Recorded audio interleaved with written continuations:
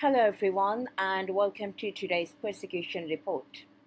6 months after the BNP assumed power, Bangladesh finds itself in a center of intense political debate. The government came to office promising political stability, democratic reform, and economic recovery. Yet, many critics argue that the reality has been very different. They point to a deteriorating law and order situation, rising concern over political violence, mounting economic pressure on ordinary people like us, and of course, there are some serious allegations of deliberate attacks on the members and supporters of Awami League. There are also growing concerns about the resurgence of religious extremism and the state's ability to maintain security. So, in today's episode, we will find out based on evidence, based on real life experiences from people, we will find out where we are with BNP after 6 months on. And today I'm very honored to have my three friends accompanying me in today's program. We have Jasmin Chowdhury. She is a senior health practitioner and a social justice campaigner.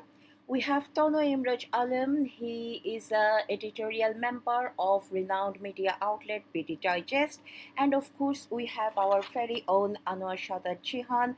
He is an aerospace engineer and a columnist. And all three, if I want to introduce them with only two sentences, I would say all three of them are monitoring the situation of Bangladesh like a hawk and doing everything in their ability to make a change. So, Jihan, I will start with you first. Jihan, so every episode, we are very grateful to you. Every episode, you take us a walk through what is going on in Bangladesh. If I can request you to do the same thing with today's episode. Thank you, Rana, for the kind introduction. So today we are looking at the first 6 months of the BNP government. 6 months ago from today, Bangladesh saw in its first elected government after this so-called transition in 2024. And in that election, there was the major political party, Awami League, completely absent. So today, 6 months from that day, election day, where Bangladesh stands is our question. We will look at where Bangladesh stands through 5 lenses, namely, firstly, the law and order, and then we will look at the public health situation. We'll look at what is happening in terms of political inclusivity, and then the economy, and Mr. Tariq Rahman's leadership style.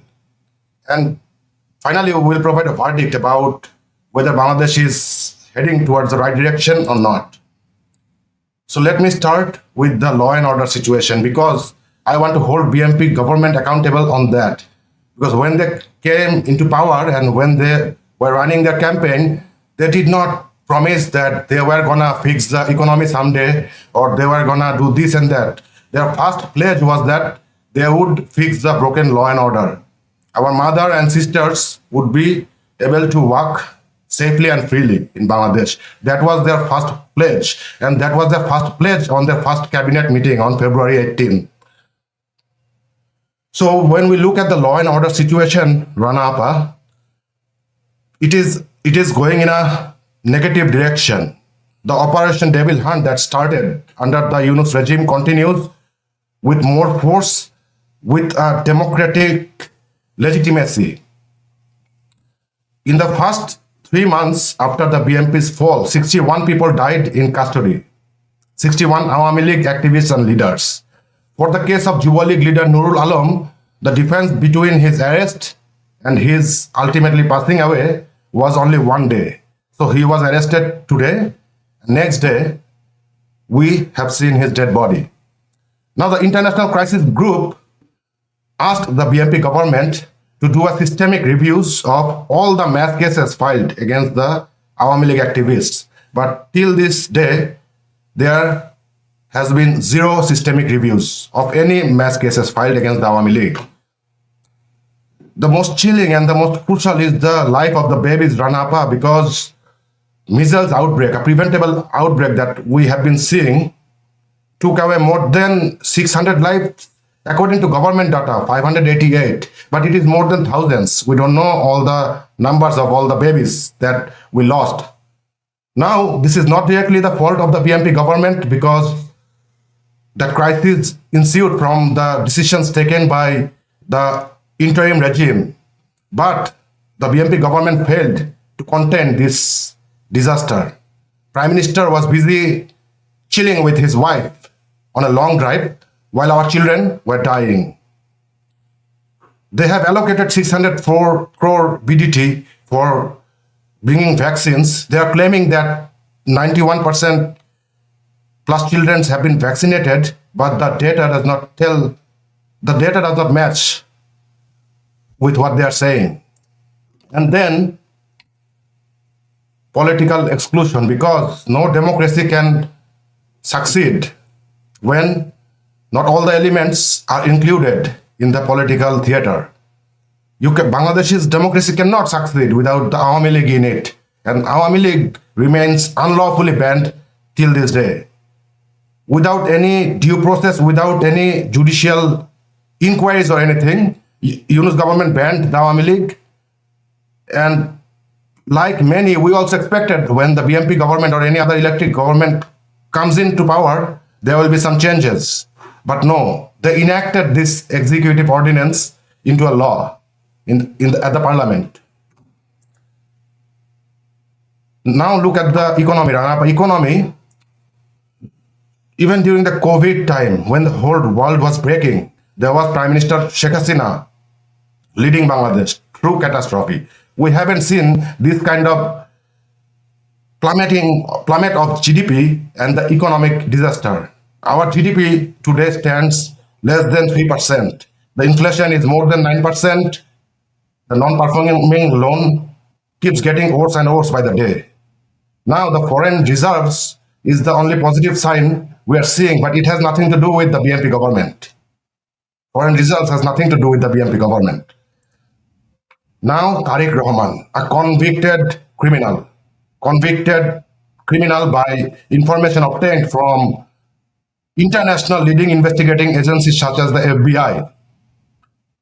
So his leadership style, I personally have been seeing some changes, but it is all rhetoric, Ranapa, it is all PR, as part of his PR campaign. He is driving a van with a autistic person when our children are dying. So his priorities are in the wrong place. And this is what we are seeing in all the initiatives that they taken. Family cards, electric bus, all these things they are busy with when the main important structural changes that are needed are having no focus from the government. So to end, what we are seeing today is that Bangladesh is not heading toward the right direction without healing, without proper reconciliation with more than 60% of the people. Bangladesh cannot progress.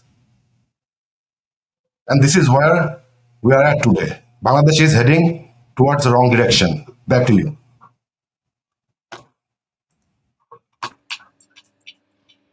Thank you very much, Jihan. And can I request everyone to mute their microphone when one person is talking? Thank you, everyone. Jihan, looks like when the BNP came into power, there were lots of very flashy talk, very flashy promises. But looking at the health data you have just shown and the economic condition, looks like the reality is very different. So, based on what you said and based on our own experience and information, can I come to you, Tonoy? Tonoy, my question is to you is governments are ultimately judged not by their rhetoric but by the strength of the institutions they built. Now, 6 months into the BNP government's tenure, has Bangladesh witnessed institutional reform or merely there is a change of face or the name? Now, whatever point you are talking about, what evidence you have to support your assessment, please, Tonoy? Thank you, Ranapa. When we talk about reform and of reform and the democratic government, one of the most fundamental issue is the legitimacy of the government. If you take into the consideration how the this BNP government was elected, there would be no doubt that they have a serious credibility claim. The election, the mandate, the election mandate they have, it is contested and with like and not supported by any democratic norm or democratic electoral norm. So, if the government did not come to power through a genuinely competitive, credible, and constitutionally legitimate electoral process that provided it with a clear popular mandate, then its claim to be undertaking democratic institutional reform begins with a serious credibility deficit. So that's the biggest problem of this BNP government, that it does not have electoral mandate or credibility. As we all know, that last election, the biggest political party of the country, Bangladesh Awami League, was not allowed to contest in the election. If there were a free and fair election, we and most people in the country have no doubt that Awami League would have won, and this would be Awami League's government. Let's put it this way: 60% of the people, 60% of the people, they did not participated on that election. Now, the government record since taking office also raises serious question about political neutrality. And you know what's happening with the teachers in Bangladesh, especially the university teachers? It serves as an example. You have seen in Dhaka University, teachers were listed, and it has been circulated that there would be disciplinary action based on their political belief, which is unacceptable. These are the top educators of the country.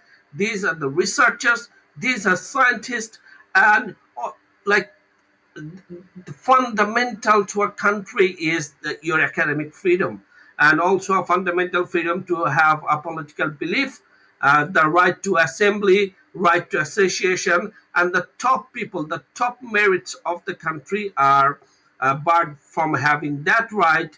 And you can see from that, okay, what type of governments we are talking about here. And if we go to, okay, there are same concerns evident in recent government appointments, like in every sector of the country. One of the main characteristic test of institutional reform is whether appointments are made according to competence, experience, integrity, and in a transparent manner. If senior positions are increasingly filled according to party affiliation, uh, you know, we do not have to say anything. Everyone could understand that. And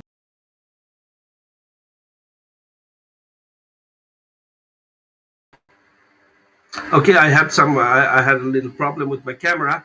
I hope you guys can hear me. And then when we come to institutional reform, let's not forget Bangladesh since 1991, we had democracy, continuous democracy, and we have been through reforms. Like maybe slow, maybe as much may it wasn't as much as we wanted, but we had reforms. So the government, the new government, and the predecessor of it, Muhammad Yunus, what they did is they dismantled all our institutions. Everything we achieved, everything we achieved, they dismantled it. So they're in a course of breaking Bangladesh, not making it. Thank you so much, Vanapa.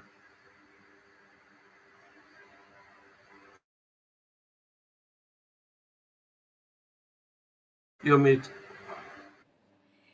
Sorry, thank you, Tonoy. I really like when you mentioned about Dhaka University because it shows how our educational institutes are being affected, and when educational institutes are being affected, it shows a very grim situation of Bangladesh as well. And just add on to about Dhaka University, this kind of made up claim or a very false kind of claim going against the law as well. They're having a manhunt about Awami League activists in educational institute, in teachers community, in all other universities as well.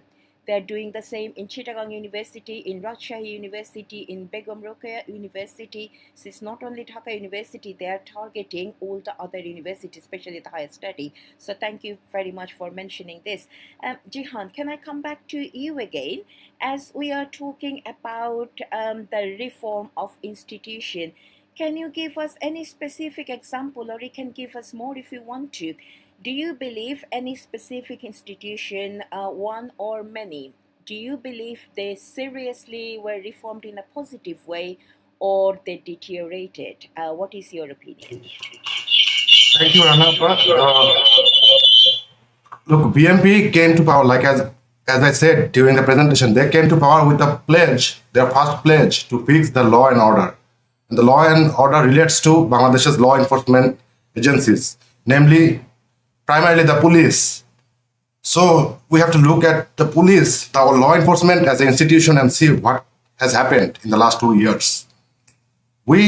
Our law enforcement agencies and their activities were being praised by the whole world in terms of countering terrorism, in terms of maintaining stability and containing the crimes. But look at the data from the first 3-4 months of this year. It is not our persecution reports data or data from some other political pamphlets. It is data from the police headquarters, police's own data. They are saying that there have been more murders in March and April than the same period of last year. And the attacks on police themselves have risen significantly. And then the robbery, rapes, everything is on the rise. Now look at mob violence. Sorry, and also rape and torture in women as well. Right. And then look at the mob violence. The mob violence data. Mob violence, I have never seen such kind of mob violence in my entire life in Bangladesh while I used to live there. Mob violence in the first 6 months of this year, first 4 months or six months of this year, 71 people died due to mob violence, and 35 of them is only in the month of March and April, right after the BMP government took over power. So these numbers are giving you a pattern about the capacity of the law enforcement. I remember the first persecution report when I started, it was about the river being a dumping ground of our Awami League activists' dead bodies. The rivers are still the same. The numbers continue to rise. But where has the police gained their more power? In surveillance. The government is enforcing them with more surveillance capable tools so that they can surveil on political opposition and suppress them. So to conclude, the law enforcement, namely the police, was meticulously destroyed by the conspirators, because if we don't have law and order, we don't have a country. Back to you.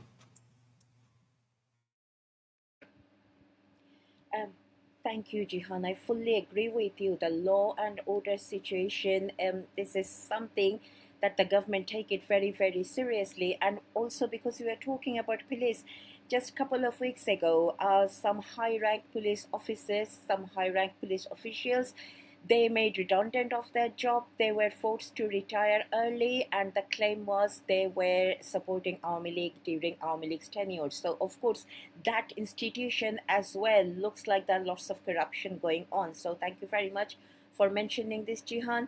Jasmin Appa, can I come to you? And I want to ask you something about economy. Now, economic performance is often judged not only by the GDP growth, but whether people's lives are improving and also whether the business have confidence in the future. Now, after 6 months of the BNP government, how would you assess the state of Bangladesh economy? Jasmin, you. Thank you, Rana. It's a pleasure and a privilege to join you all, as always. So, coming to your question, you're absolutely right. Economic performances should not be judged not only by the headline GDP figures, but by whether people's lives are improving, whether people feel safe and secure in their communities, in their workplaces, whether businesses can operate normally and investors have confidence in the future, whether jobs are being created. And from those, when you take those points into consideration, I would assess Bangladesh's economy after the 6 months of BNP government as being in a deeply fragile and deteriorating condition. Now, the reason I'm saying that is the most immediate concern, as we've just heard from both of the previous contributors, the political and the social instability, um, they have continued. In some cases, escalated further under Tariq Rahman's rule over the last 6 months. So the regular occurrences of mob violence, disruption to businesses, activities, the rising in criminality, the anarchy, and the total breakdown of rule of law have affected any confidence that was remaining in the economic sector. So many entrepreneurs, the central issue is not simply the GDP growth slowing down, but whether they can actually keep their factories, shops, and supply chains operating without any intimidation, any violence or disruption. And one of the most visible, concerns, and I guess evidently in front of us, is the sharp slowdown in growth. According to official estimates, GDP growth has fallen to 2.22% compared to 6.80% during the previous Awami League period. International institutions have also acknowledged a significant loss of economic momentum. So the IMF has noted that Bangladesh's growth slowed sharply in 2025, while the World Bank has warned that urgent reforms are needed to restore macroeconomic stability, sustain growth, and create jobs in Bangladesh. So industrial activity has weakened as a overall, it's weakened dramatically. We know industrial production has fallen sharply, and the industrial sector has entered negative growth territory, something which is being described as unprecedented in decades in Bangladesh. The banking sector has also come under severe stress. There are widespread concerns about a sharp rise in defaulted loans, with ratio of non-performing loans increasing from 13% to as high as 47% in parts of the system. There is little doubt the financial sector vulnerabilities have intensified over the last 6 months. Both IMF and the World Bank have identified banking sector weaknesses as a major risks to the economy in Bangladesh. So for ordinary citizens, the crisis is being felt through inflation, falling in purchasing power, and the growing insecurity in their lives and livelihood.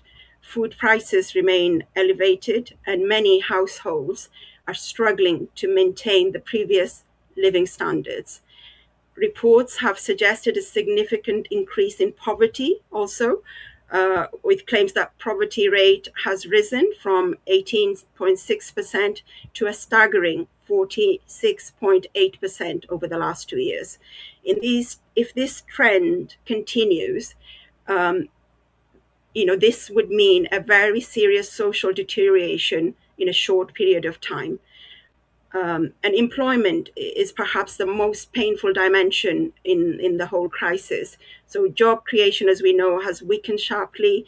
Nearly 2 crore people are said to have fallen in new unemployment or severe unemployment. And this kind of collapse in labor market conditions could have profound consequences for lower income families, as well as the young people, the very people that were promised better prospects in July 2024. So the deterioration in business confidence is equally concerning. More than 500 industrial factories have closed, while many business owners and industrialists are operating under tremendous pressure. Some are facing legal action, detention, and are forced into hiding. The current prime minister, as we have already heard, doesn't exactly have the best track record when it comes to credibility and building confidence of investors and economy in Bangladesh. He was described as the Dark Prince, you may remember, by US diplomats in 2005. So an US diplomat, Harry K. Thomas, actually in some of his correspondence in May 2005, described Tariq Rahman as inhuman, absolutely corrupted, and illiterate in many different ways. So regardless of political characterizations and interpretation, an environment in which the government seized power through conspiracy, years of propaganda, and election engineering, the prime minister's track record does actually matter here. This volatile environment where investors feel insecure is not conducive to investment, production, and long-term growth in terms of the economy. And we've touched on public investment weakened significantly. So there's very little in the terms of investment into development, which has fallen to a 53-year low, and reducing government's ability to sort of support any kind of infrastructure. These economic, the patterns of economic deterioration has serious implications for public health. When inflation rises, unemployment rises, poverty increases, families and ordinary citizens reduce their spending on nutritious food, medicine, and are deprived of access to preventative health care.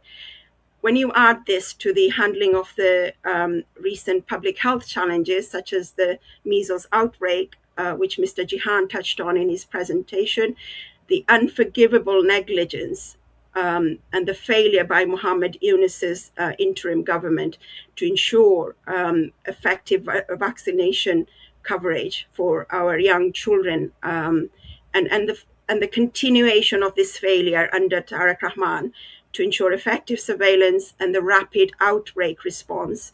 This risks years of progress that was made under Prime Minister Sheikh Hasina's government. And these significant setbacks in public health can wider social and economic consequences by increasing healthcare costs for families, disrupting education, and reducing workforce productivity.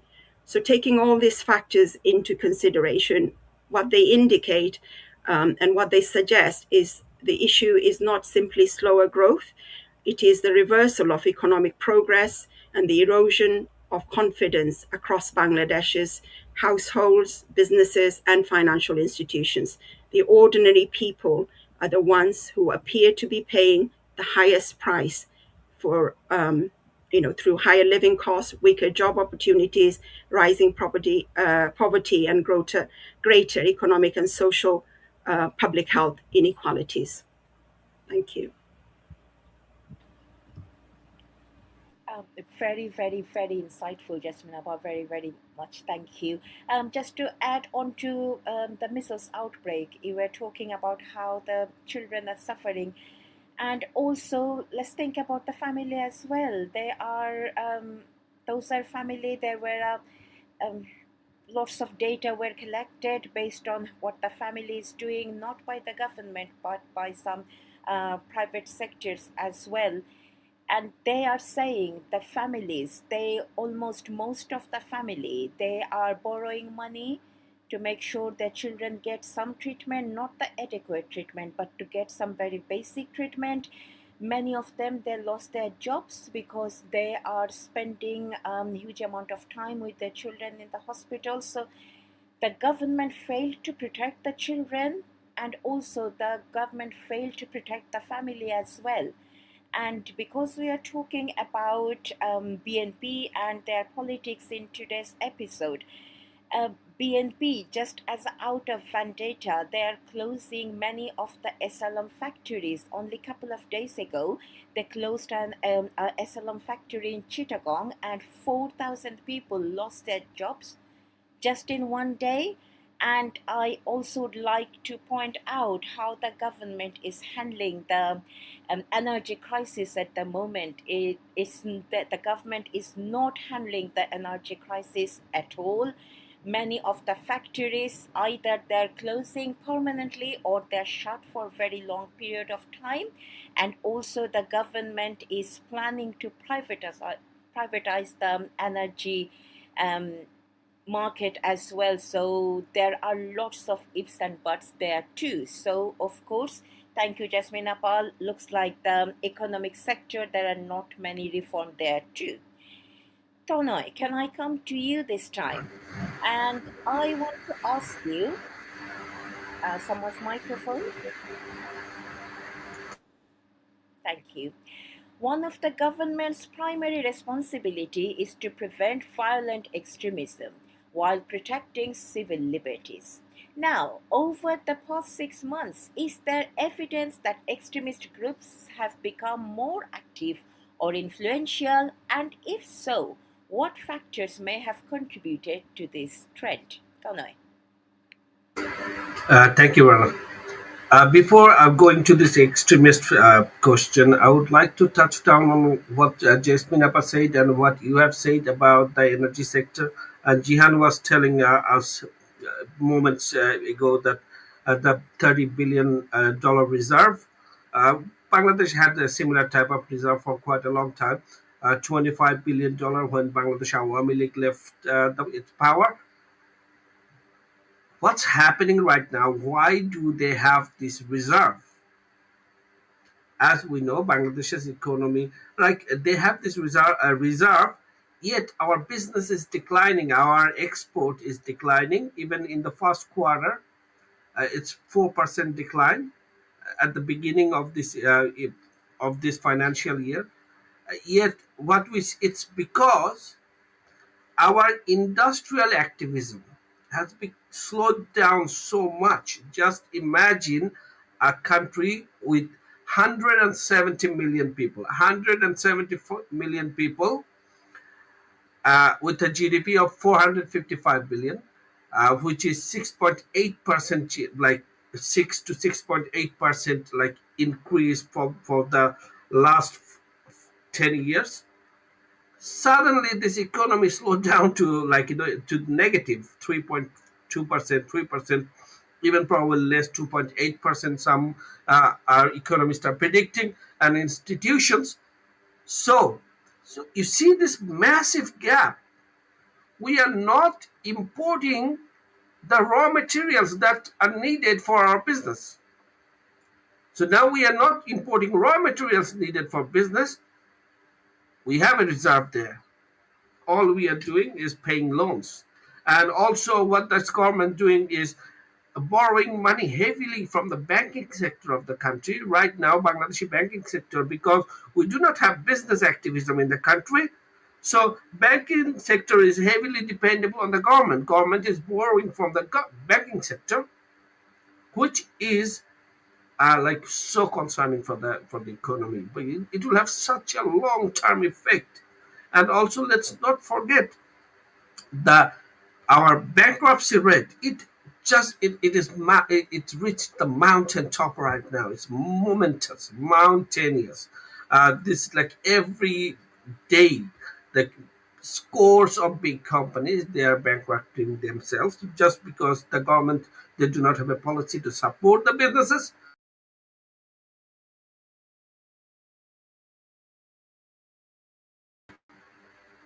Okay, I'm sorry for my network disruption. So the government, they do not have a policy. They do not have a policy to support these businesses. We're seeing a declining. Like Yunus era, for 2 years, we have seen this decline. The growing emerging tiger of Asia we were called in the last 10 years. And now we have like, Moody's and S&P, everyone are listing us as negative business country. That our rating is negative now. Impossible just 2 years ago. Now, when it comes to the energy sector, okay, I'm not against that privatizing the energy sector. At one point, we will have to do that. But this is a major decision for the country, major decision. So, if you want to privatize the energy sector, first thing you have to ensure that there is competition. You cannot give monopoly to one business. They can hold the country ransom. It's energy sector we are talking about. And the minister saying within 4 days it will have to be finalized. Where is the plan? Why is the bidding? That you'll have to have a bidding, And also, and Tonoy, just then when it comes to terrorism, about that was your question. Tonoy, can I quickly add something because we are talking Yes, about please. energy sector? Yes, privatization can be an option if it's needed, but there needs to be some talk between different stakeholders. The problem is we haven't seen any talk taking place before coming up with such a big sort of plan. And also Exactly. you were talking about how the government could have so much. We are talking about government can have lots of revenue somehow. I forgot the actual No, no, word. no. I mean, the government can save. Okay, the first thing is that, okay, we have to privatize these sectors like the entire world. Okay, it's not today. We'll have to do it in 10 years, 15 years, 20 years. But when we do that, and this is not okay, we are just doing now. Okay, we spoke about it. All governments, they're thinking about it. What we'll have Yeah, to do is it will have to be carefully drafted, carefully designed, carefully exactly, managed. exactly, Because this is the exactly, energy sector, the backbone of a nation. exactly. You And cannot give monopoly to one company over our energy sector. you can't, literally, you can't. And also, I would like to point out something else. The government is spending as low as possible for annual development plan ADP as well. So it says 25-26 in that financial year. Government only spent 60. They can only manage to spend 67.5% of their plan, and that is the lowest since 1974. So that is something that is really worrying, and you should be really worried about all these things together. I mean, this can be debated. This can be debated in many ways. Like, you see, you have a ADB and your country. Okay, you have a 6.5% GDP. You had suddenly your GDP dropped to 3% or less than 3%. You do not have money to manage your ADP program. So they have a shortage of money for sure.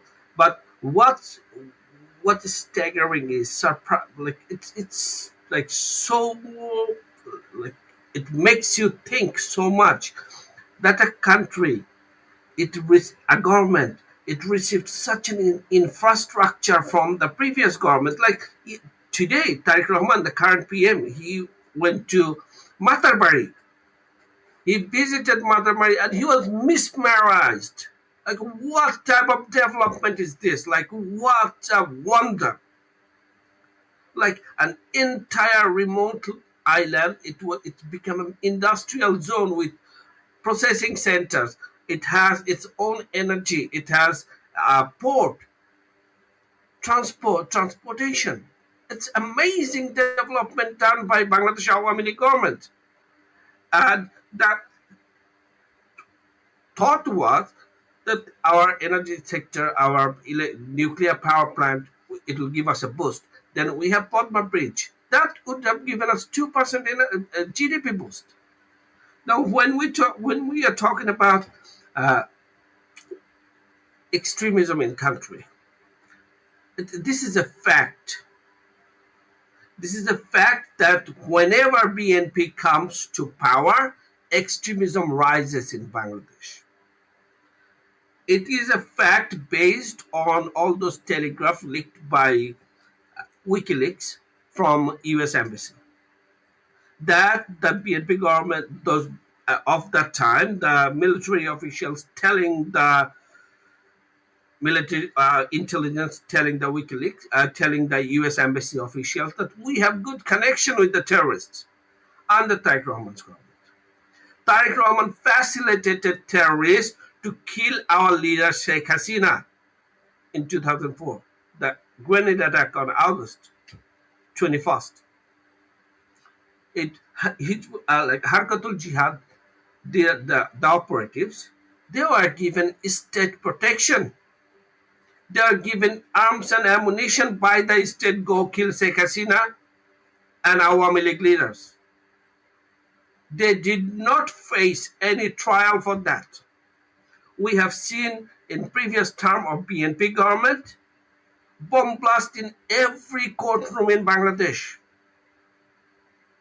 So who are these people actually, these terrorists? These terrorists are stakeholders in BNP. They are not, it's not just like BNP supporting them for their cause, like, many countries do that.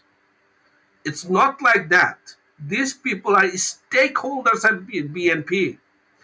Awami League government ousted, when Awami League government was, okay, let's say ousted. Okay, first, one of the first thing they did, they released Jasmin Rahmani. Anyone in this world are studying terrorism, they know this name, Jasimuddin Rahmani, the terrorist, the mastermind of BNP, mastermind of terrorism in Indian subcontinent, one of the masterminds. Harun Jihar, one of the masterminds of terrorism. These people are free. They meet BNP leaders on a regular basis. They have a say in BNP policy and BNP politics. We have seen in 2005, their previous term, BNP ministers are talking with JMB terrorists. They're holding rallies with them. And this is exactly what's happening right now in Bangladesh. Terrorism, because people like Harun Nijar, Jasimuddin Rahmani, they are out. So they're all their followers, they're boosted and they're operating openly. We have seen in last 2-3 weeks powerful bombs found in our metro rail station. Look, these are the, like, this is telltale sign of terrorism. Like, what if you want to blast something in Bangladesh, where it would be? It's a rail station, metro rail station. That's exactly where the bombs are found. We have seen Jamaat Islami leaders, their homes. Okay, the bomb blast. There are fires, there are accidents. 3 bombs are found. And just 2 days ago, there was a government alert issued all over the country because of bomb blasts. What we haven't seen, no perpetrators were arrested. So what they do, BNP, they threat to bomb, BNP negotiates with them. Instead of bringing them to book, it's just, they're stakeholders of BNP, they're members of BNP. Maulana Tajul Islam, okay, he the terrorist of 21st grenade attack, was brother of BNP's ex-parliamentarians. This is exactly what BNP is, and BNP during this government's time, Bangladesh will become a safe haven for terrorism. That's one thing for sure. And then other terrorism fact we have, that is our Chinang hill tracts. Because of very nationalistic view, a conservative nationalistic view, I would say, right-wing nationalistic view, they're not discriminatory towards the other ethnic races, like the ethnic races we have in our hill tracts. So these people, we know in our hill tracts, there is turbulence, even it's more than turbulence. So this discriminatory nature of the government will give rise to terrorism there too.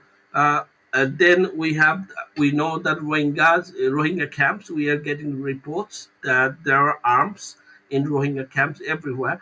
All right, this in Bangladesh we are investigating these things. Previously, Bangladeshi, underworld, when they used to talk about firearms, they used to talk about shotguns maximum, pistol, revolvers. Some are made in Bangladesh, okay, in just simple lead factories. But now in Bangladeshi underworld, the common thugs have AK-47. On top of that, add those arms looted from police stations during August 5, 2024 uprising. So the terrorism and government is doing nothing to recover those arms because government knows where they are. These are in the hand of their people, and that's where we are in terms of terrorism. There is no good news, and it's gonna worsen. The world should take notice because safety and security of South Asia, the region means safety and security and peace of the world too. Thank you. Thank you very much, Tonoy. Very, very insightful. Can I just add on to something because we were talking about terrorist alert? Bangladesh is in terrorist alert. Bangladesh police especially is in terrorist alert again since Friday. We have seen in the news outlet they're not expecting, but there is a possibility that there could be some bomb attacks. So the police are asked to be vigilant. And we have also seen something that at least I never seen before. I'm talking about the World Cup football. We've been enjoying World Cup football in our own way for very, very long time. And of course, I do not agree flying on other countries' flag, but I understand people do not do it with any kind of evil thought. But this year we have seen something very, very different. We have seen just to protest that people are flying other countries' flag. All of a sudden, we have seen a group of religious extremists. They started hanging flag of IS all over the Bangladesh, and it was something very new. ISIS, sorry, it is very, very alarming. It was very, very new, and people from all sector they try to protest it, but I haven't noticed government has done much. And also we have seen our home minister, he claimed a couple of months ago that there is no religious extremist in the country, which is not true. We know it by all means. Even Tariq Rahman's own advisor, his name is Chowdhury Rahman, if I'm not wrong, he said just day after that home minister's what home minister said just the day after Tariq Rahman's own advisor, he claimed, no, we do have some religious extremists and we have to deal with them. So even in the government, looks like there is no coordination, nothing, no combined effort to deal with the religious extremism in Bangladesh, which is very, very, very alarming again. So thank you very much for pointing out. And you also talked about Rohingya. Sorry, I'm taking a long time, but I needed to say that in Rohingya camp, just 2 days ago, a 10-month-old boy, he was shot, and his father claimed that opposition, they were targeting him, but they missed it, and as a result a 10 months old Rohingya boy was shot in the Rohingya camp. So it is unimaginable what is going on in the Rohingya camp as well. So again, something very, very alarming. Now, Jasmin Appa, I'm coming back to you, and thank you very much for waiting so patiently. We spoke about law enforcement already, but I want to know your opinion. So, public confidence in law enforcement depends not only on reducing crime, but on ensuring equal application of the law. Has that confidence strengthened? What do you think? Has that confidence strengthened or eroded. Jasmin Appa. Thank you, Rana. Now, public confidence, as we know, in law enforcement depends on a number of things. So it depends on personal safety, people feeling safe and secured. It's about equal treatment under the law, so every citizen is being treated equally, and the confidence that institutions are acting independently rather than politically. And judged against those standards, and given the context that you and Tonoy were just discussing, I believe public confidence has eroded rather than strengthened over the last 6 months. Many citizens, as we know, continue to express grave concerns about the rising in extremism, militant, militant sort of extreme, visible rise in militancy, criminality, the mob violence on regular basis, and the weakening of effective law enforcement is certainly very evident. So when people feel that the streets they live on, the markets they visit, the workplaces, and businesses are less secure, confidence in policing inevitably declines. When people no longer feel safe and secure, even within the compounds of their own home, you can no longer deny, no matter how hard the Home Secretary tries, you can no longer deny there is a total breakdown in the rule of law in Bangladesh. So equally important is the perception of unequal application of law. So confidence is damaged when we hear about the mass arbitrary arrests, thousands of fabricated cases being filed against Awami League leaders and activists, business owners, journalists, cultural activists, teachers, freedom fighters, minority groups are being targeted by violent attacks. Women and children are being subject to rape, torture, harassment, and humiliation on a day-to-day basis, while politically connected individuals appear to receive indemnity and protection. It all kind of undermines the fundamental principle that everyone is equal before the law. And I'm not sure where the government gets its data and starts from when they claim there are improvements in public order. But we are hearing from actual people continuing to experience extortion, more violence, theft, intimidation, or insecurity in their daily lives. So the public will judge, and they are judging the situation by their lived experiences, rather than by those official numbers that we are often seeing and hearing from government officials.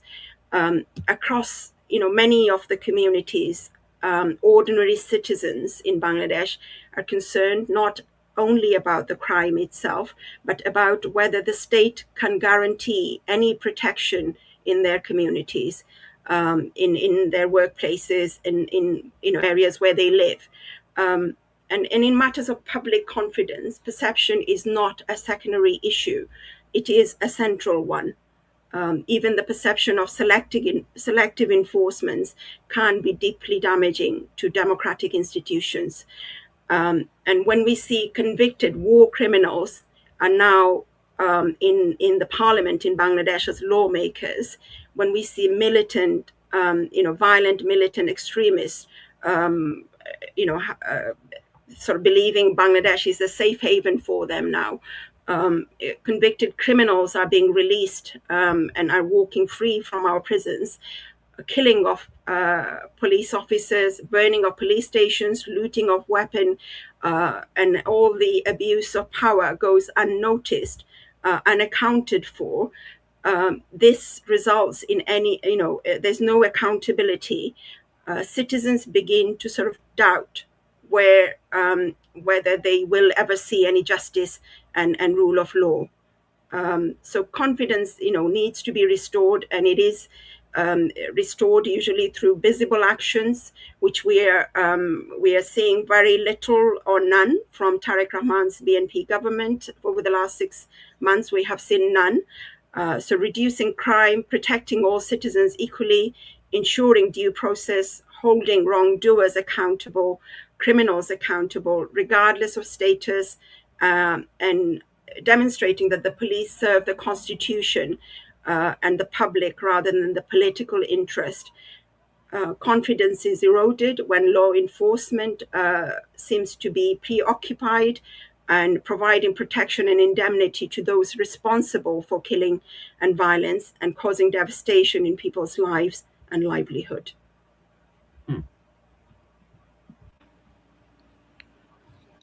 Thank you, Jasmin Abba. Can I come to you again, Jihan? Jihan, again, thank you very much for waiting patiently. Can I just go back to you again with the law and order situation in Bangladesh? How do you know, or how should we distinguish between isolated criminal incidents and a broader deterioration in law and order? Is it some scattered incident, or it's a pattern? What do you think?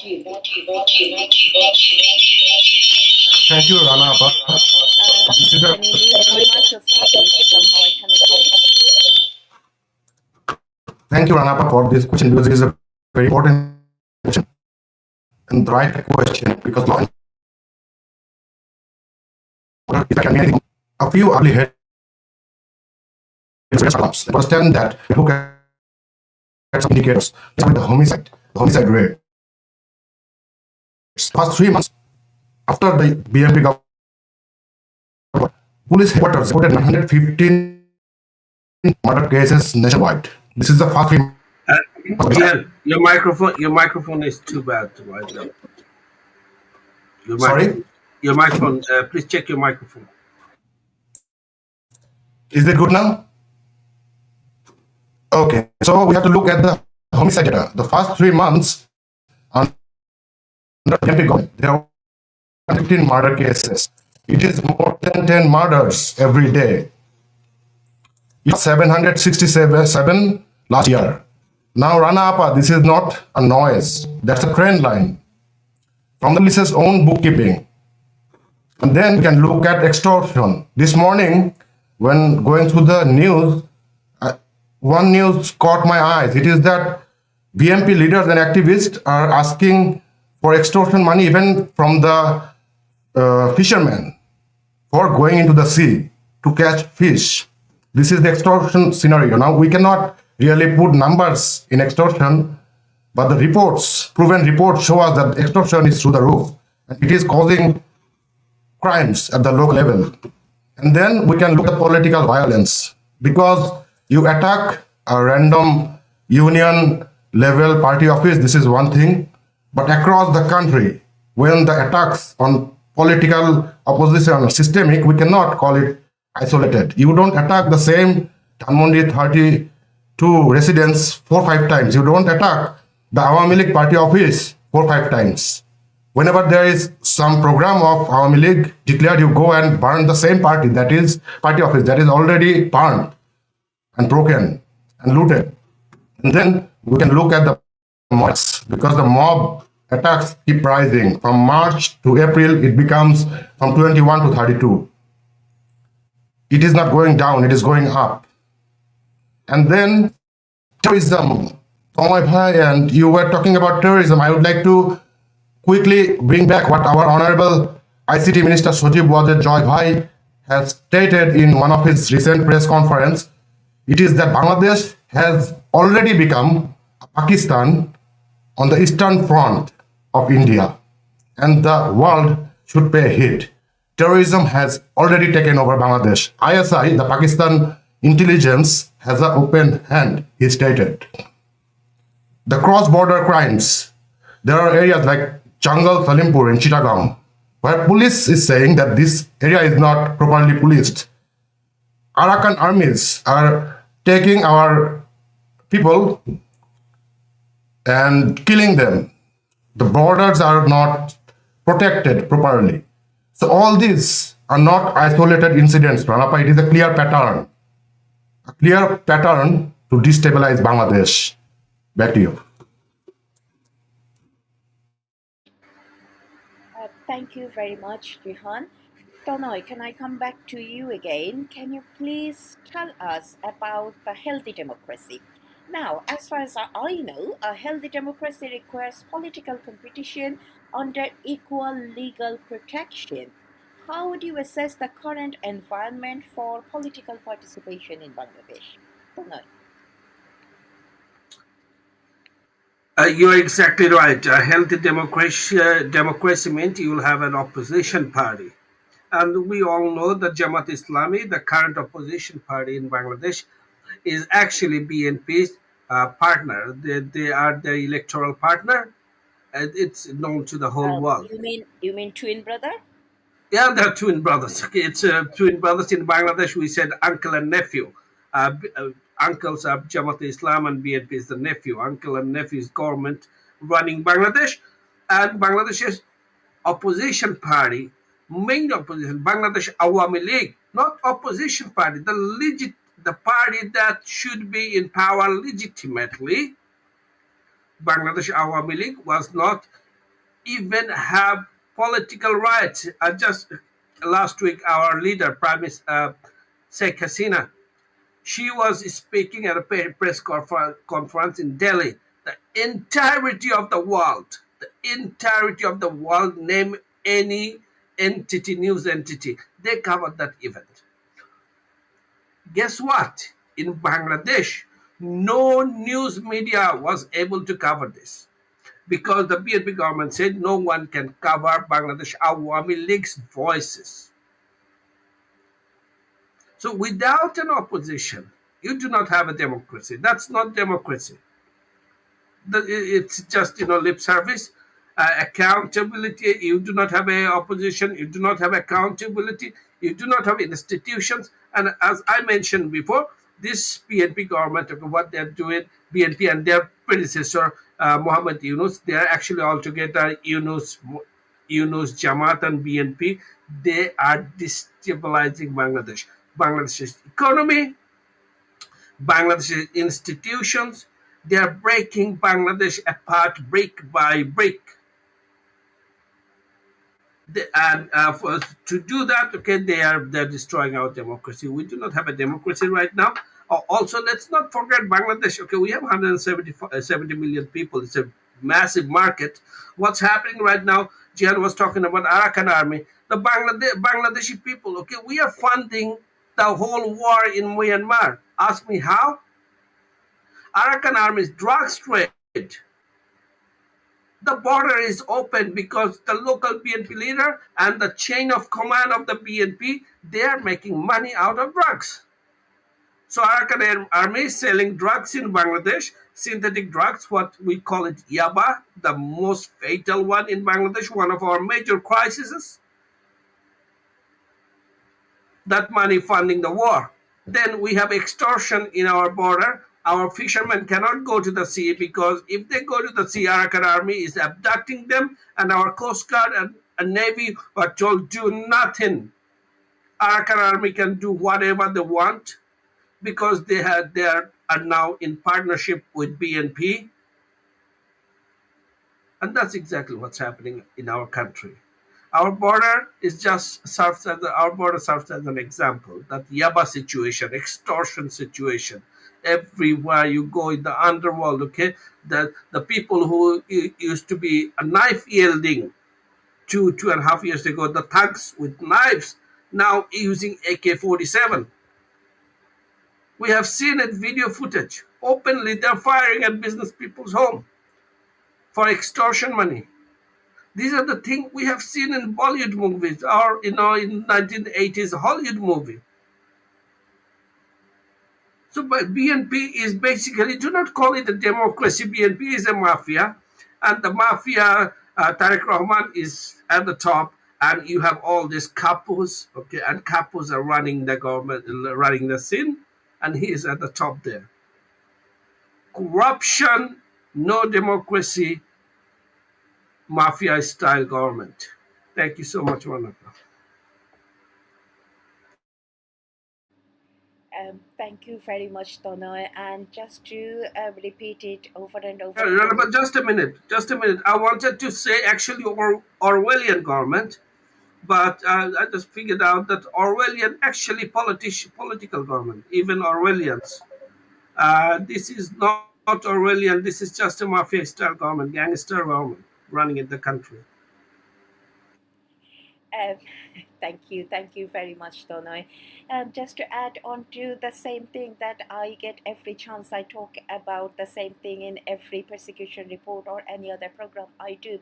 Awami League is still not allowed to have any activity in Bangladesh, and that decision was taken in a very unlawful way, where the Awami League was not given any option to present their case. So democracy does not work in this way, and of course there is no democracy in Bangladesh. Now, Jasmin Appa, can I quickly come back to you? We are in short of time, but I want to ask you this question so badly. Can I ask you, regardless of which party is in power, what safeguards you believe should exist to protect the political rights of both governing and opposition parties? Jasmin Appa.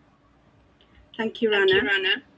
So regardless of which political party is in power, the most important safeguard in a democracy is that no government should be able to erase the political rights, the historical and constitutional legitimacy of any of a nation, basically, or the civic existence of a major political force in that country.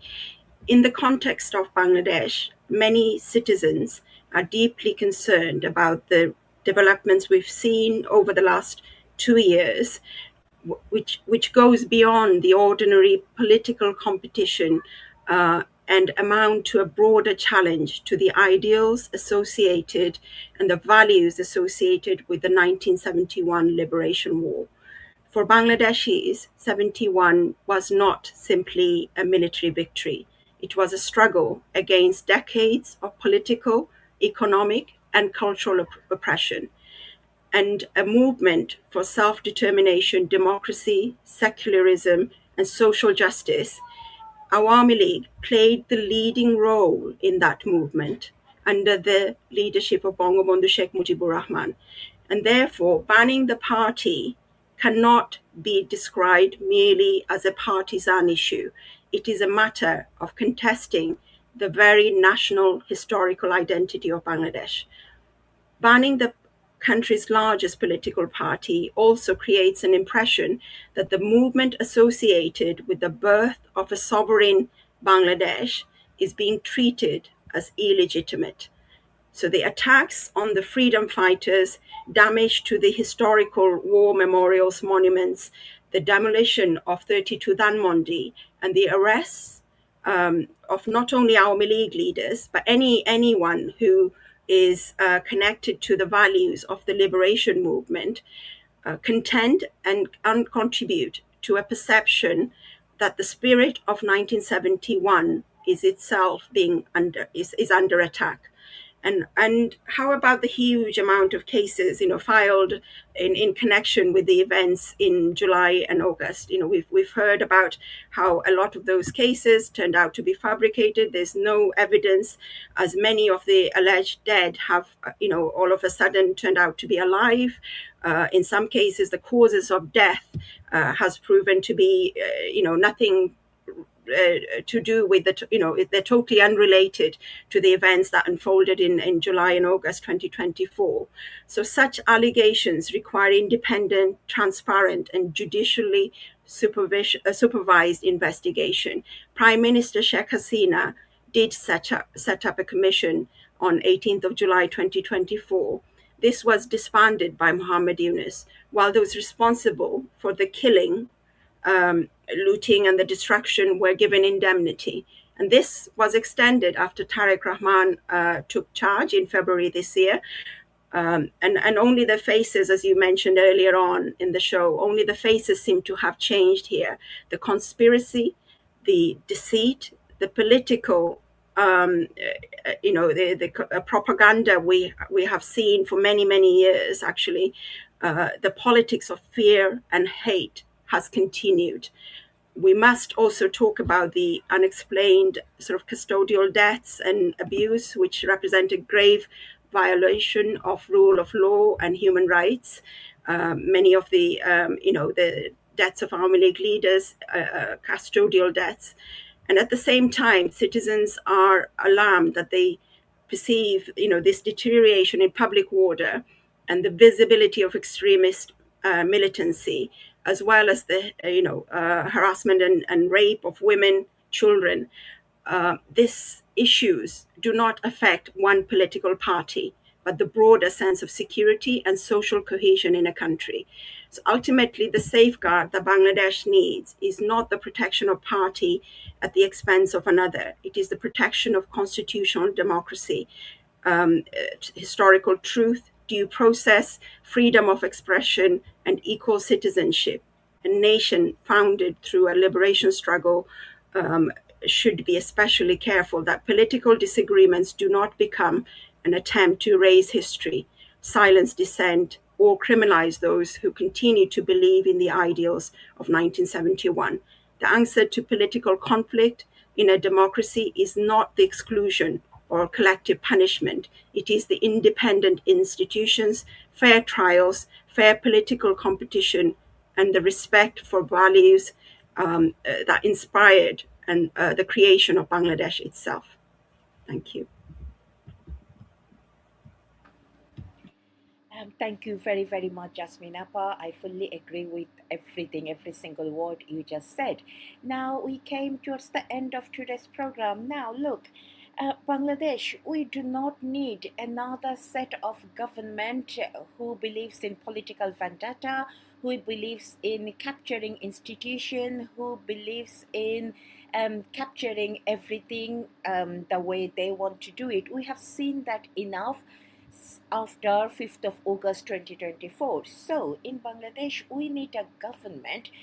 That government will be people's government. The government will treat the citizens equally regardless of their background, and will be waiting for this Bangladesh patiently. But for today, I am signing off, and thank you very, very much, my lovely friends and the panelists. It was an honor to sit with you, and thank you very, very much. And for everyone, goodbye, stay safe, stay well. Joy Bangla.